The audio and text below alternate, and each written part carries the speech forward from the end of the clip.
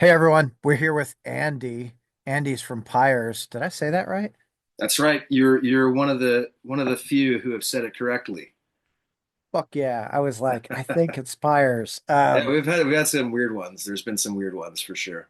Yeah, I think that's the funniest thing for me is watching people try to pronounce some band names. You're like, what the fuck? Oof. Yeah, Um, so Yun, is that right?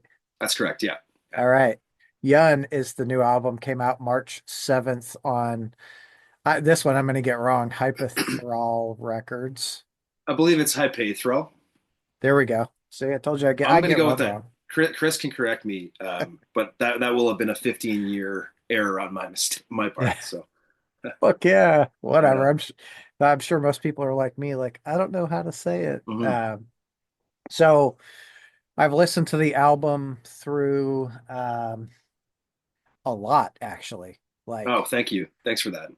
like I probably listened to it 3 times yesterday. Like it is a fucking killer album. It's a big listen. That's a lot to take in three times back to back. Yeah, yeah. And twice today, I'm like, holy shit, Appreciate you taking the time, man. Thank you.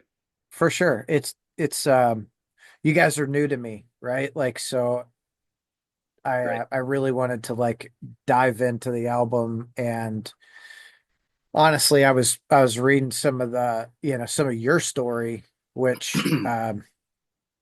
like the trauma and shit that you've dealt with over the last 12 or so years. I have a little bit of that also, Yeah, not it's quite nice. to It's nice when I have a conversation with somebody who has an understanding of that. There's a gentleman that I just spoke to today who's kind of experienced a lot of the same things that I have, and it makes for a one of my missions with this album is to kind of finally sort of marry the personal experience and the things I want to say and get off my chest with cool sludge metal. yeah, I'm just arriving at that place of comfort and just being able to sort of say like this is what I want to do and this is what I want to say with the guys that I enjoy spending my time with the time I have left on yeah. on this earth. So thanks So for taking the great. time. Hell yeah, dude. Like I had that conversation with someone today. Actually, had it with my sister who Mm. just moved away from me. She's like, she's like, I just, I hated this part of my life. Like I needed to do something. I'm like, life's too short, man. Don't live in a place where you hate it and you're anxious all the time. Like you've got to get out and enjoy it, you If know? you got something burning in your guts, like you gotta answer that call. It's things outside of your personal orbit in this world, in North America and Europe, things are not getting any better for anyone. So if you have something that you're holding within you, that you got to get out of, whether it's just relocating or getting a piece of art out into the world, you gotta do yourself that service. You got to do it. You got to go for it. For sure. So like, knowing what I know now, about your sister and like I kind of want to tiptoe around it, but the reality is there's really no easy way to like tiptoe, like No, for she, sure. It's uncomfortable for I guess people in your position, to strike that conversation. But while we're here for the record and the band and to talk about the riffs and the production and all that kind of stuff, this is a personal statement as well. I had a lot of conversations with my brothers in the band about kind of what I wanted to do with the material and what I wanted to sing over top of these riffs. And I mean, these guys in some cases, like I'll just cut to the chase, like Mark and Devin, the bass player and the guitar player, like these were the guys that were at my sister's funeral. These are the guys that's in Mark's case. Mark and I lived together for 6 years, so they've been with me through this whole journey, and I think we never had kind of a spoken pact necessarily, but there was just an agreement amongst us, like we're all on board. This is where we're headed with this record, and it's nice to feel sort of supported by the guys on that one. oh yeah. So like obviously, some of what you've dealt with bleeds through on this record, That's right. Yeah. it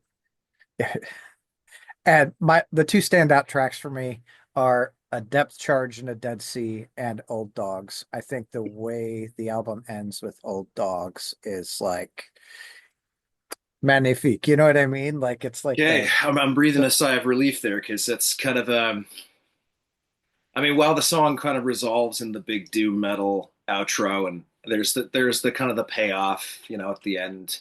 Um, so many risks were taken with that song, right? It's got two verses, two very plain spoken verses that just kind of say what they say. They're not very illustrative lyrics intentionally. And then it has this sort of wordless chorus, and then that whole sort of expanse towards the end of the song. That was done like that was improv in the studio with our producer Greg Dawson. We were just like Mark brought his synth, and there was like an old Gibson acoustic guitar on the rack beside me, and we just kind of pieced that together in the studio. So I had deliberately left a big chunk of time in that song for like I joked about it being like free jazz or something, like let's just freak out in this part, and so that's what ended up that's what ended up on the record. And the song itself as well was written in 2014, okay. right after my father had passed away, and so it is kind of a snapshot of that very real time for me, where that's just kind of how I felt, and that's the music that kind of came out of me with my V drums and my guitar at home. So the fact that that's on the record, the fact that that's resonated with you is really cool because I think for like the sludge metal purists, maybe it would be a kind of a turn off or something. Who knows? I think people are Well, largely pretty open minded, but it is very different for us. it's I think people are more open-minded today than they were 12, 15 years ago. Sure. you Yeah. know, um, especially, when you get into heavier music, there's such a mix of styles, they're Yeah. throwing pop in with metal and what have you. But Yeah. um, Somebody had said that they heard like Earth in that song, okay. like the bees laid honey in the lion's skull. The bees made honey in the lion's skull, and yeah, for sure. I think maybe at the time I was even listening to a band called U.S. Christmas that were on like Neurot recordings, and they put out like this 25-minute song called The Valley Path, and it was like very sparse guitars, lots of reverb, vocals kind of intermittently throughout the song, and it just kind of took its time, and there was this big journey, and so that's kind of if there was a musical inspiration for Old Dogs, it's probably kind of where I was at the time Okay. and what I was listening to. But yeah, Depth Charge and the Dead Sea too. A lot of people are talking about that one as kind of a standout on the record. Such a such a good album because it's not overall, the album as a whole is really good. Those two tracks for me are they're the two that really resonated with me the most. Mm. Maybe partially because of where I'm at, psychologically or whatever. But Well, I really, mission accomplished, I guess. Thank you yeah, for it. I resonate with slower, I guess slower tracks. yeah, for sure. We're definitely dabble in like doom metal and stuff, but I feel like with those two songs, like that format or that sort of that subgenre.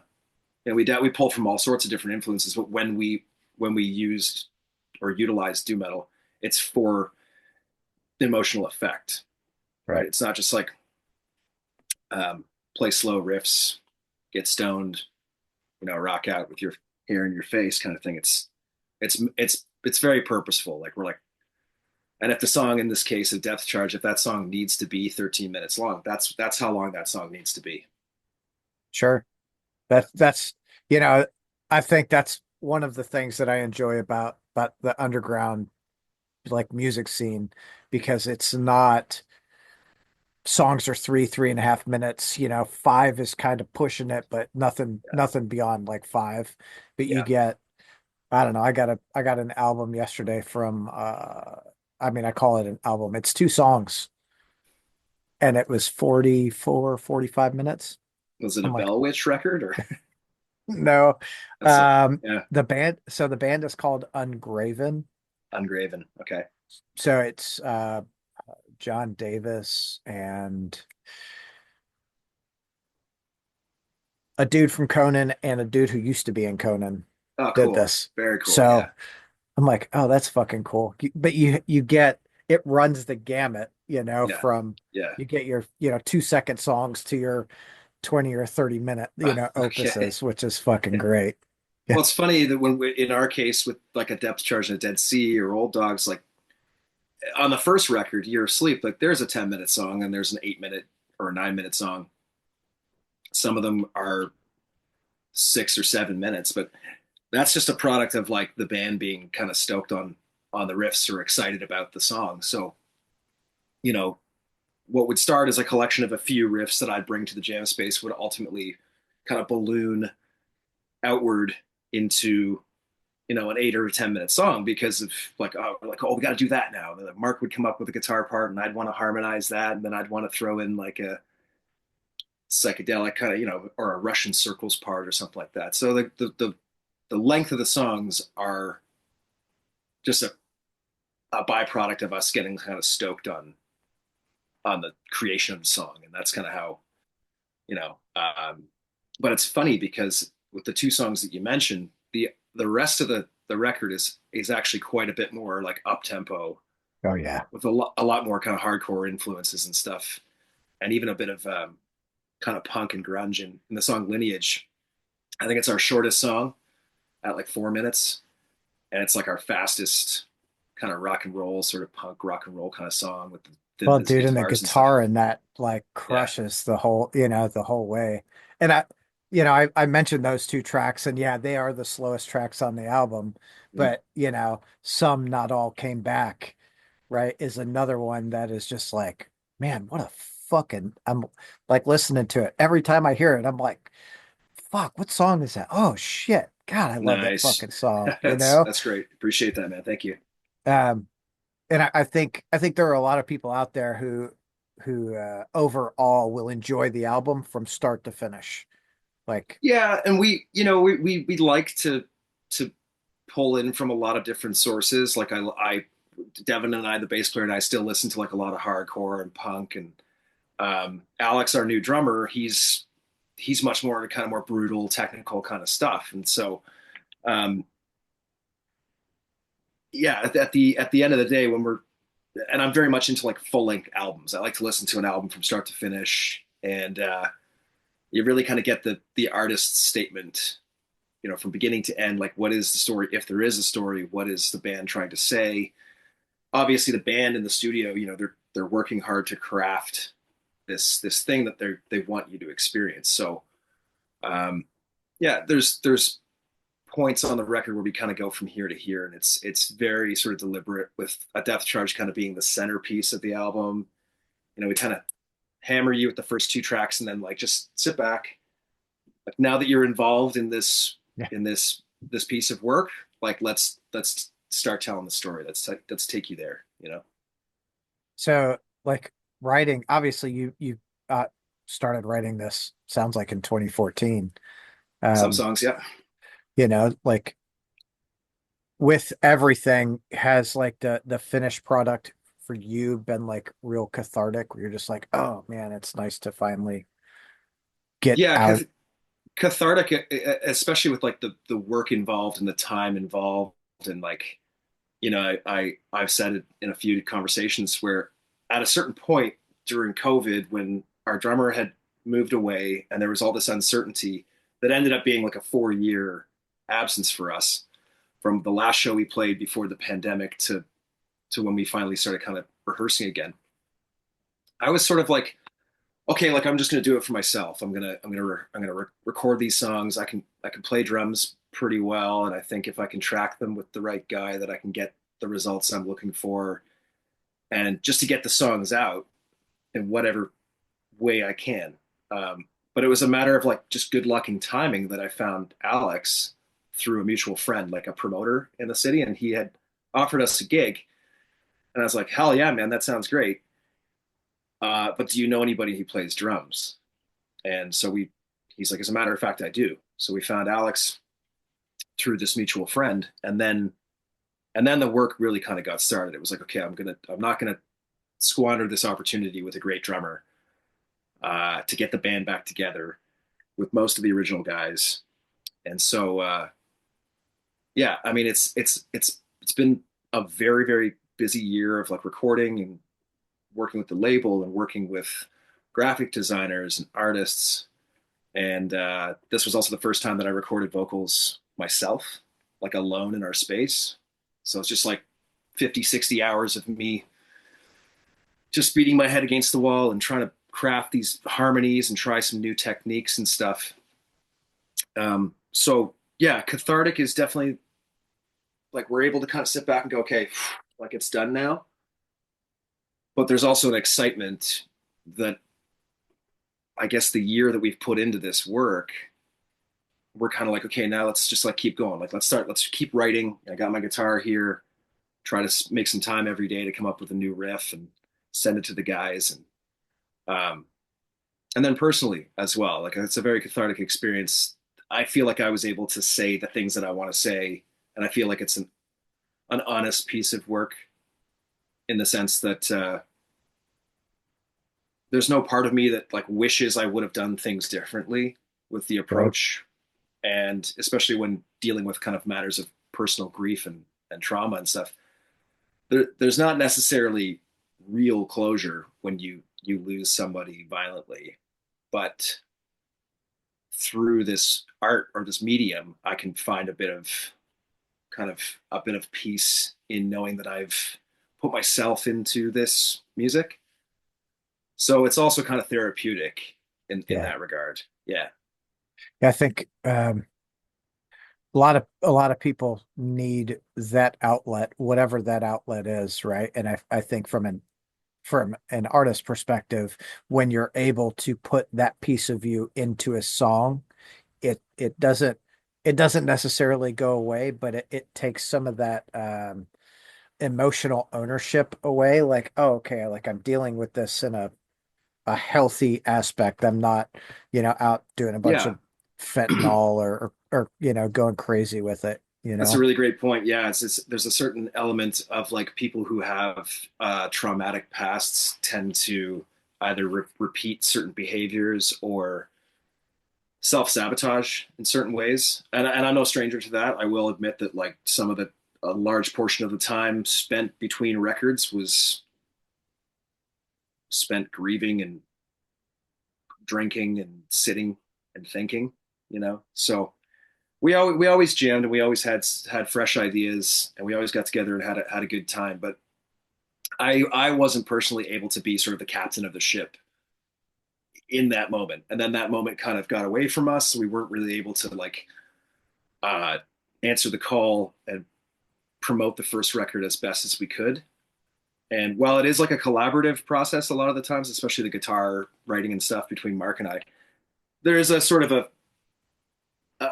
presumption within the band that like, I'm sort of this is kind of my baby or this is like my band.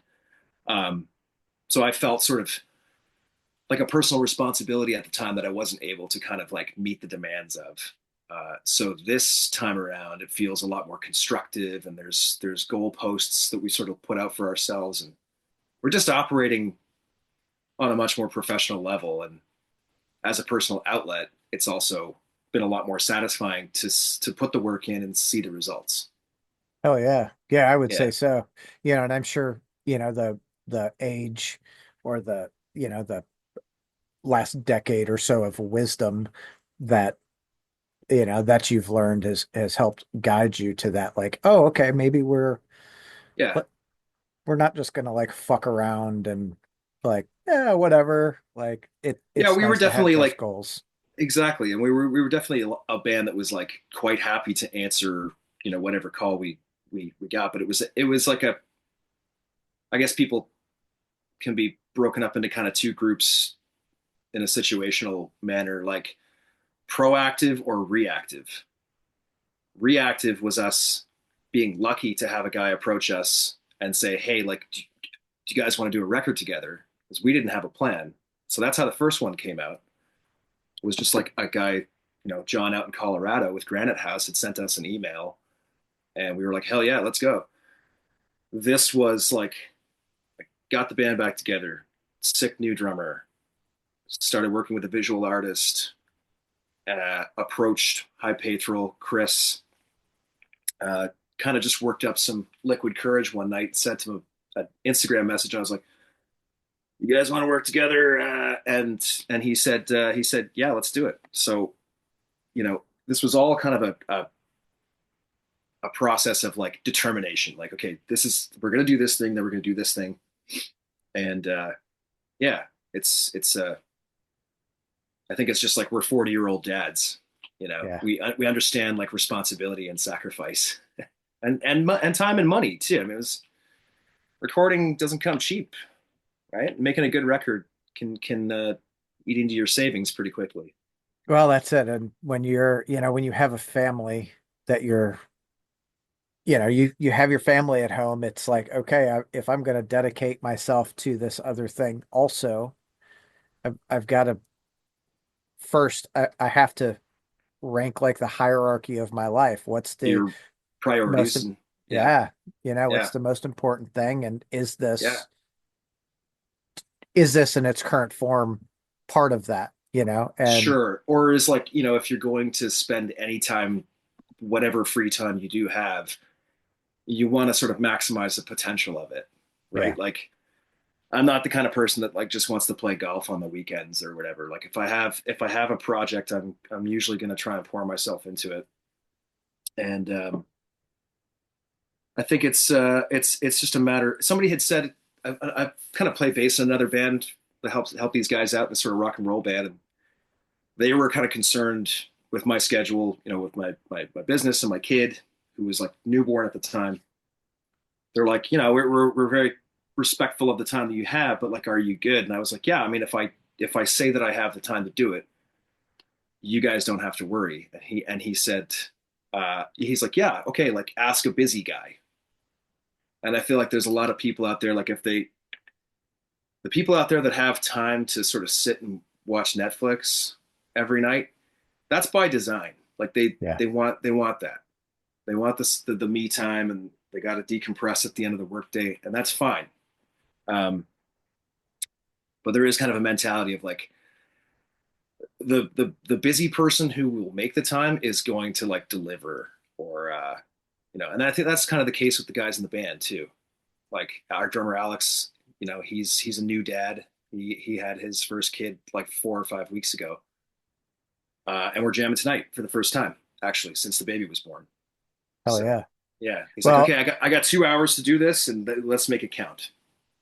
you got to, because it's, the thing that I've heard my whole life is time is the most expensive thing that we have, or the most valuable thing that we have. And if you're Yeah, gonna dedicate your time on something, like, is that is that time being utilized correctly? Like the Netflix at the end of the day, you know, absolutely. And some people it yeah, works if great. you're like a high functioning person with a demanding job and two kids and a mortgage and all that kind of stuff, maybe that's exactly what you need, right? Um, but yeah, as you say, like time, the way we interface with time as we get older, it increases in value. I'm like, okay, like I better make the sun's out. I better make today count with my kid. Like we're going to the park. I don't care what else we got to do. We got to make this count. You know, and that's kind of the window of opportunity that we have as friends and bandmates together. Especially how lucky I feel or how fortunate I feel to have a new drummer who's like kind of instantly sort of entrenched himself in the band and has become an integral part of the band. Not just there's never been a feeling that the new guy is like a hired gun. So I want to also like extend respect to the guys who take the time to do this with me.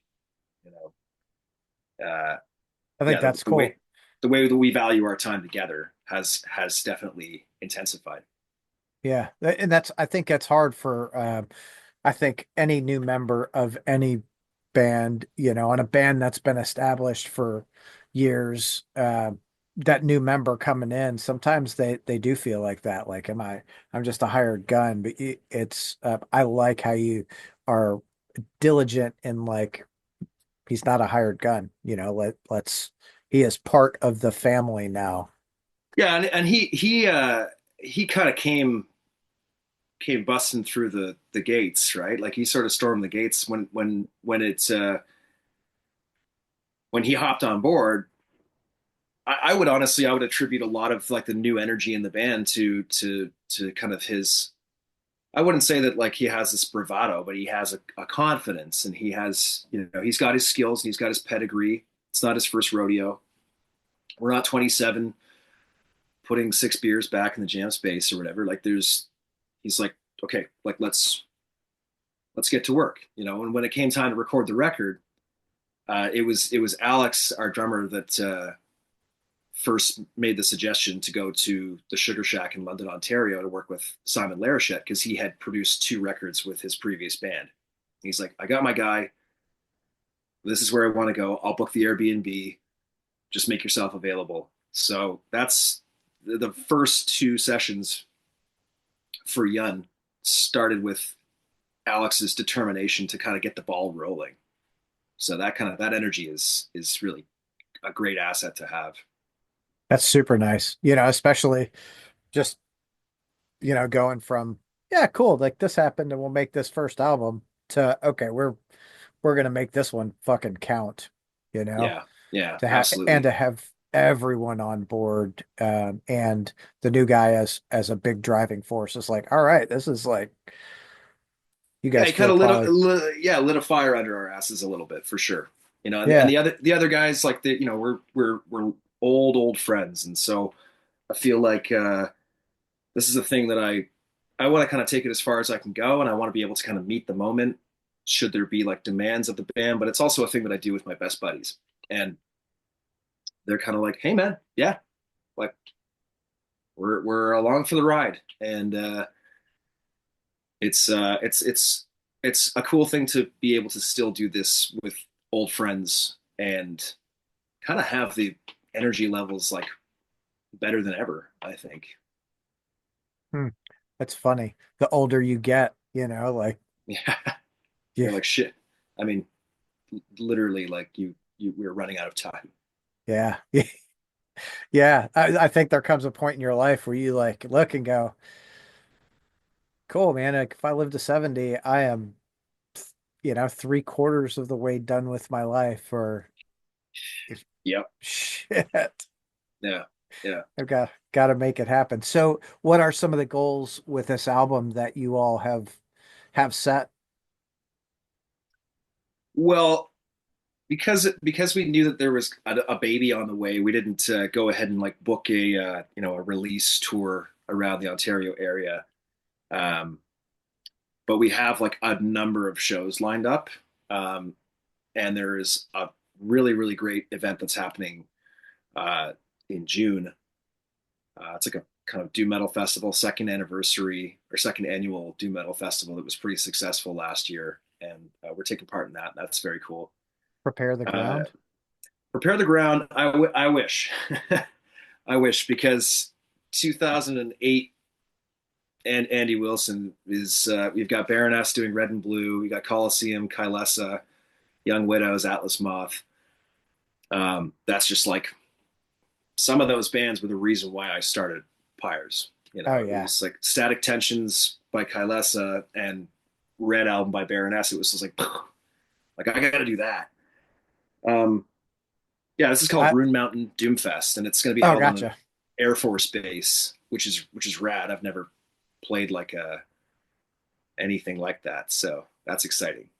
But That's yeah, we cool just we, shit. we just we just want to be able to kind of have more momentum, and like I think we're all prepared, as we say. The way that we utilize our time together now is like if an option comes up for us to do a little run of shows or participate in things like that we're more just looking at it as like a logistics issue rather than like we're not going to be doing any world tours, but we do want to just, if something comes our way, we go, okay, what are the logistics?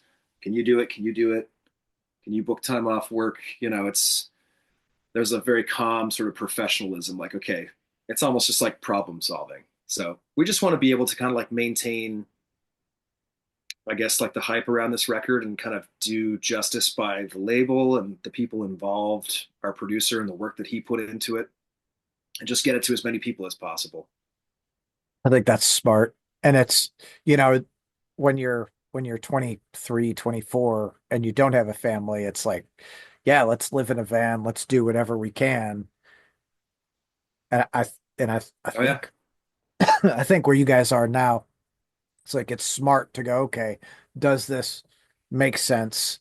Because, you could, if you wanted, right, you could fucking play a show anywhere in the world you wanted. Mm-hmm. God, it's the beauty of the internet. Jesus. It's But pretty cool. Yeah. It's not difficult to like go play a couple shows, go do 3 or 4 days in the US or whatever. I've done it, before in the past. And yeah, it's just like, yeah, the internet is extremely valuable. It's also like a scary, toxic place. But when it comes to like interfacing with people and like getting like sharing art and sharing music, like we know that like Zuckerberg sucks, but Instagram is a great place for like, meeting other bands and promoters, and that's kind of where the action is. You know what I mean? And yeah, it's amazing how you can like the artist who did the illustrations for Yun. Um, that was like a cold call on Instagram, like a direct message. He's like, check out my work, see if you want to commission like a T-shirt or something. And so we worked on a T-shirt together, and then I liked his work so much that he ended up doing the work for the album, and that's just meeting people online.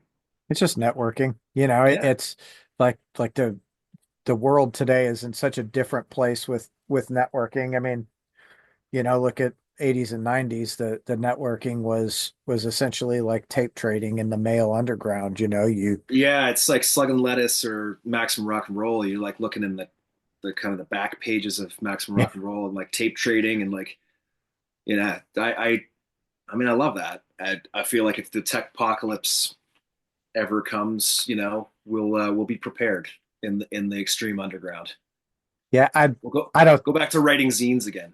that would be great. Well, Yeah. but I think the beauty of the internet is now you send an email and you can get a pretty quick response, whereas before you wrote a letter to Oh yeah. some guy who's on the other side of the world, and you're like 3 weeks later it shows up. You're like, Yeah. yeah, There's definitely something special about getting like a tape in the mail from like your pen pal or something though. That was cool. And I was like a teenager.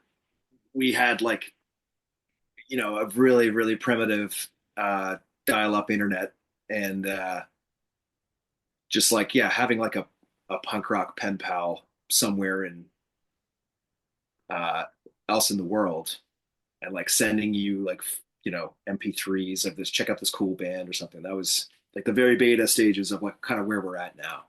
yeah, yeah. Now it as evil as everyone talks about Spotify. I think with like Spotify, it's how you utilize it, right? Like, Sure, sure. And I got a real crash course on how valuable Spotify is, even though it pays peanuts.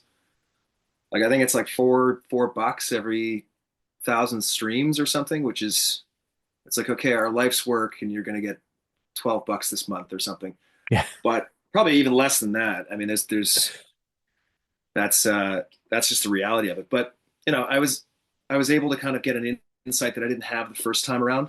This sort of this um, second sort of debut of the band, where we have all these tools at our disposal. So I'm able to see like where people are listening, or like how many people have added the record to their playlists in like the last 7 days. And it's very motivating. It's very illuminating to see, okay, like if an engine like Spotify, a platform like Spotify actually paid, like that would be great, because there's a lot of value in how the app like informs the artist. Like, okay, like there's all these sources and segments and stuff. And it's the amount of information that the that they're able to provide to the artists Yeah. is that's worth something. And it's a really good point because before you listen to the radio, you could tell about, like, oh, this radio station is playing it a lot. Like,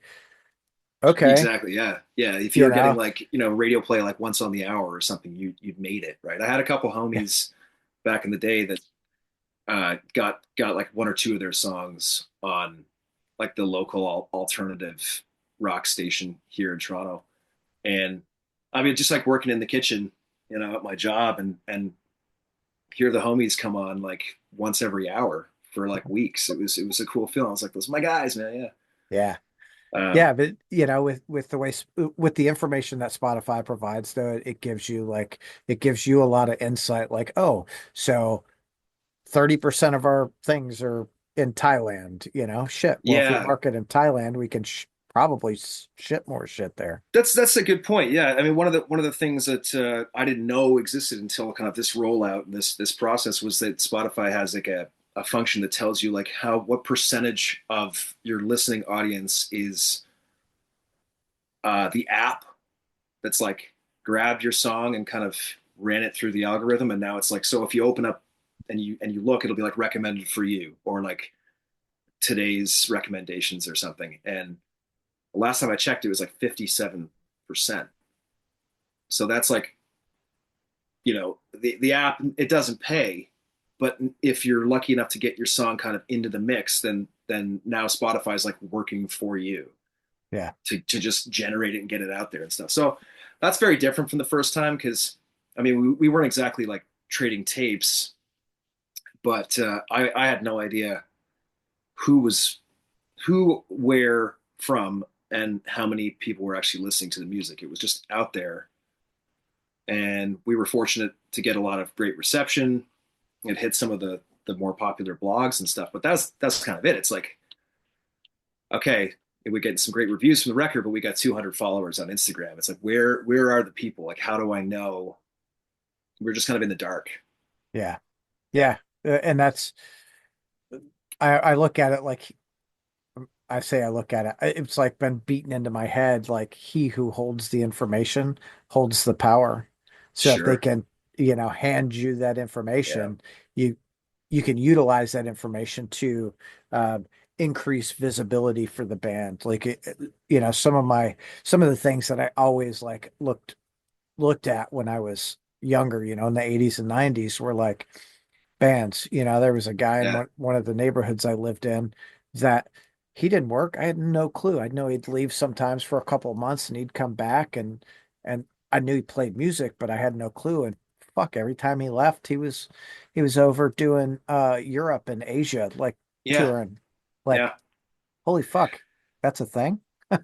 yeah. Totally. It was mind blowing to realize that. And I think you're lucky in certain kind of local circles. Like I was talking to somebody this week about like, they mentioned the Florida death metal scene and how there's that Florida death metal sound, and it's because there's like one or two engineers or producers that all of the bands are working with, Or a and sound, yeah. ultimately producing a sound that's like, kind of a regional sound. Like you got your sort of your DC hardcore or your Stockholm like melodic death metal or whatever. Like it often just takes like a few people to kind of like, set the brush fire and and watch it spread like that. It's very cool. Yeah, it's one person.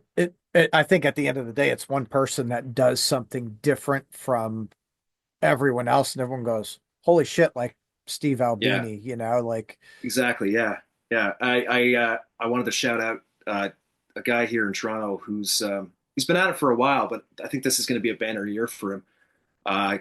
He works under the moniker of Black Throne Productions, and the guy is like a lightning rod, man. I don't think he sleeps, and it's like he's booking shows 12 months out, but also putting out records yeah, through his imprints, and now he's running a label, and he's got a PR company working for him, and he's got interns, and it's just like I've been able to kind of like watch. the process and watch how much work this one person in particular is like putting into the scene, and then seeing the returns on that and seeing how far, like now he's booking tours. Yeah. So it's like, yeah. And I guess like how much music and how many different bands he's like helping amplify and like get out there and now into other smaller markets in other provinces, um, bringing in bands from the U.S. for this festival that we were talking about. And it's yeah, sometimes it just takes, and sometimes it takes like an individual such as yourself, right? You know, you're working pretty tirelessly around the clock, like listening to jugheads like me talk about themselves. Oh shit, that's the easiest part of my day. Like Okay. like I love it. Wake up, Hmm. turn on some music and just go. And the Sick. best thing is I don't even have to go hunt for it. It comes to my email now. I'm like, hell That's yeah. right. Yeah, Cool. that's a testament too to like the power of when you're a younger band, you don't really know necessarily like, oh, it's going to cost us like $1,500 or something out of pocket to invest in like a PR person. And you're like, well, we're an unknown quantity. Like, yeah, we're going to get a couple interviews or something, but like, is it worth it? And you don't have a lot of money going around when you're younger and you're weighing your options. But just the amount of people that I've been able to speak to about this record, that really is like a testament to Well, the value of having like a PR company whose sole job is not to like make you look cool. That's your job. well, and It's like let's just to clarify guess. that because there are good PR companies and then there are PR companies, right? And Yeah, like PR company you guys have is a they do a great fucking job. I've noticed. Yeah, and I mean, obviously, we're not here to talk about whether someone's performance is good or bad, but I do observe like there are some people that call themselves PR companies, and really they're just like an Instagram. Yeah. You know, they're Yep. like, oh, like give me $400 and I'll help promote your music. It's like, cool. So you're just like a terminally online person with like 3,000 followers, and you're just reposting Yeah. You're other just people's content. Yeah, you're just sharing my stuff. Like, yeah, thanks. yeah. I Ah, guess sure. no, I'm 100 like I'm absolutely with you, but I think that's what a lot of people like younger bands don't realize. One is yes, the power of PR, but and it's very important that you vet that PR company or person to make sure they can do what you want them to do, Absolutely, right? yeah. And ultimately, it still falls on you to like honor the work and the effort that's going into it. Like I can see firsthand how hard some of these people work on often like unknown quantities. Like we have a story and we have like a first record that a lot of people enjoyed, but we're kind of starting from scratch all over again. Like we're kind of it's only once the ball got rolling that people went like, oh shit, these guys have been around for a while. So it's on us. It's a responsibility and a matter of like respect to like show up and like have a good conversation. Try to be professional about it. There's a lot more people involved in the entire process than like I would have ever suspected when I was like 25. Right, right. Yeah. Yeah, it's a very different world, but and it's I think it's a respect for the time and energy and money you guys are putting into it too. It's like if we're gonna do this, like let's be focused with it Yeah. and diligent and make sure we're not just wasting what we're doing because it's so easy to do. Like, oh yeah, I'll just give this person 400 or 500 bucks a month and they'll just give me, they'll take care of everything. Like, fuck that, dude. Yeah, totally. It's an ecosystem, right? And you Mhm. want to yeah, I just want to you want like the more you interface or the more you kind of like network with people, the more I feel like the more responsibility and mutual understanding and kind of like I see you, I see the work that you do. So I'm also going to do the work to help amplify you so that you can help amplify future artists. And that's how we keep this thing going, you know. Yeah. Yeah. I Um, mean, it's, you look at it like, you have a restaurant? I do. So you like, we'll call it as the owner, right? Like you have a Yeah. restaurant. If you're going to hire a general manager or a front of house or back of house, right? You don't hire them to, you're just going to do the job for me. You hire them to amplify the job that you're already doing, and To it's, yeah, especially if you're hiring a manager in like the bar service capacity, like they're often the face of your business. I mean, we're small and we're hands on every day, my partner and I, but the people that we entrust to sort of run the show when we're not around, like we want people to believe that they too are also like the owner. It's yeah, and you kind of it's not really like a process of narrowing down applicants or something like that. It's more just like, okay, we're all in this together. We want all of us to succeed. If you succeed, we succeed. If we succeed, we survive, and we can take care of each other. Like we're an ecosystem of like under 10 people. yeah, So, and it's the same with the band, right? I mean, the two feel very different to me on any given day, but some of the practices that I sort of apply to like having like a small business, I guess I can kind of carry some of those skills over. It's the same like our drummer Alex as well. He's like in sales of some kind, so he uses words like onboarding, and yeah. he knows what's up. He knows kind of how to like push the right buttons. So that's helpful too. That's so funny. And it's funny, like the verbiage when you talk to like a salesperson Yeah, versus, I feel a little bit dirty. I feel like I've said interfacing like three times in this conversation, but yeah, it's just there. It's it's, yeah, it's the word that right? Like yeah, that explains the thing, whatever that thing is. So yeah, it's cool. It's cool that you understand it from multiple aspects, like the the being a band, because it can be it can be anything you want it to be, right? If you want it to be yeah, fun, yeah, you can absolutely have it to be fun. But yeah. It's still very much like it's an outlet for all of us in different ways. It's an emotional outlet for me. Like I don't know. I mean, I have conversations with my partner here at home where like things can be a bit tough around the household with balancing childcare and work, and we're on like opposite schedules and all that. But like she knows that like my Tuesday nights are sacred. It's not like deadbeat dad who like just can't wait to get out of the house to go play poker with his buddies. She knows that I need this kind of artwork to like survive as a person, right? yeah, Um, that's yeah, not hard. sure where I was headed with that, but that was coming from here. So I think that that's another aspect though. Like when you're essentially running two businesses and a family, you've got to be there has to be an understanding with the family. Hey, right? Well, my time with you is my time with you, absolutely, and yeah, yeah, my time here is this time. So yeah. And sometimes it's the case of like we might not see each other for like 48 hours sometimes, but um, there's a again to go back to like the mutual respect and the understanding. It's like I'm going to do my part so that you can thrive, and if you're thriving, all of us thrive. yeah, yeah, hell yeah. Yeah, So what song on the album to you would you say is the one that really stands out? I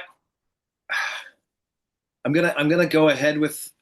I mean, because I feel like it's kind of riding a bit of a wave right now. It's going to be Depth Charge in the Dead Sea.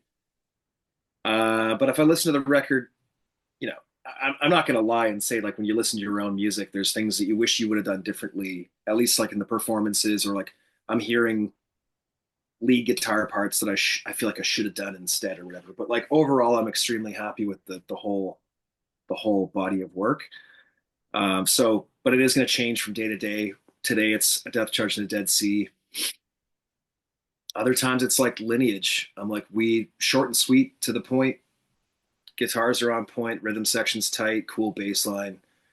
We do the big Motorhead wah pedal solo at the end that just kind of makes the hairs on my arm stand up and stuff. And um, I like little earworms. I like little like nuggets. Like you want to when you're done listening to a record, you want to go back and hear it again because you're like, what was that? Oh yeah, that part. That was sick. Shit, I forgot Yeah. about that. Um, so we're always, and that's like probably the biggest conversation that we have, like in the jam space when we're writing songs, is like, what if we did this? And everyone will think that's dope. It's that excitement, that trading of ideas, and um, Old Dogs is like spiritually important to me on the record, and it's other than that expanse of noise with the synths and stuff that we kind of created in the studio. That song is completely untouched from 2014.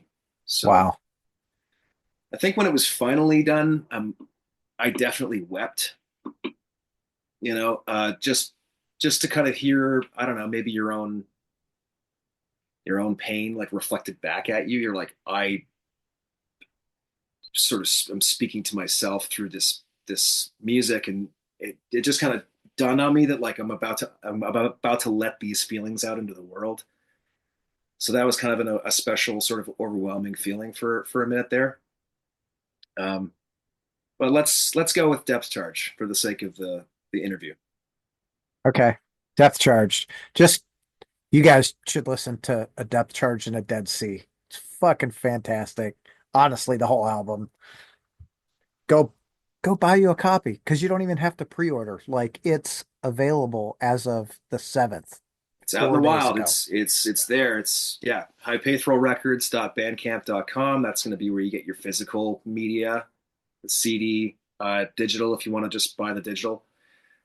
We've got some limited merch. There's I believe the shirts are actually the campaign's done. The shirts are sold out, but I have here like some silkscreen posters that we're going to hand number that were done locally here. They're super rad. And then the vinyl has this orange and bone variant color scheme that's kind of in line with the artwork and the sun motif and stuff. So we're really proud of that, and that's on the way. So hypathrolrecords.bandcamp.com. That's the shop, and I really like what they're doing with vinyl now.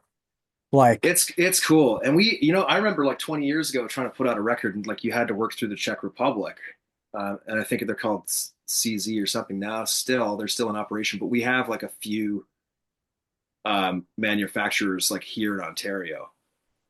So like kind of anybody who wants to do like a cool colored vinyl, like you can go to the shop and you can see what products are available, and you can put up the cash, lots and lots of cash, and yeah, you can do it yourself. Yeah. I just picked up there's this killer band out of Evansville, Fairy Ring, Mm, that I love I, those dudes. I missed them when they came through. Yeah. Ah, dude, they came Yeah. through with Blessed Black actually. That's right. Yeah. I think that they were both on tour, the same tour. Yeah. Yeah. I like put that on my calendar and everything. And then something came up. I don't know, probably something toddler related.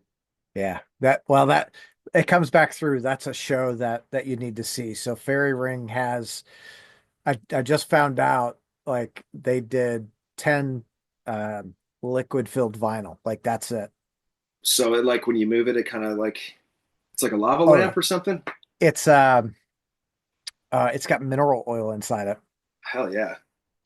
And it's like glittery and shit. So you turn it and it's slowly like Kind of reminds me of Disco Stew from The Simpsons with the fish in his platform shoes. yes. Yeah. That's very cool. Yeah, the future of So vinyl. to do that shit, I mean, Savage Master had a sand filled one, and they had uh, I don't know what the liquid was, but they called it blood, but something like t shit. When I was a kid, you got black vinyl or a solid other color, and that Right. was it. Yeah. You know? Yeah. I remember when like half and half was a big deal too. Yeah. That was revolutionary. And like this album has so and so's like blood in the ink. Like, oh Oh. shit, that's cool. Like.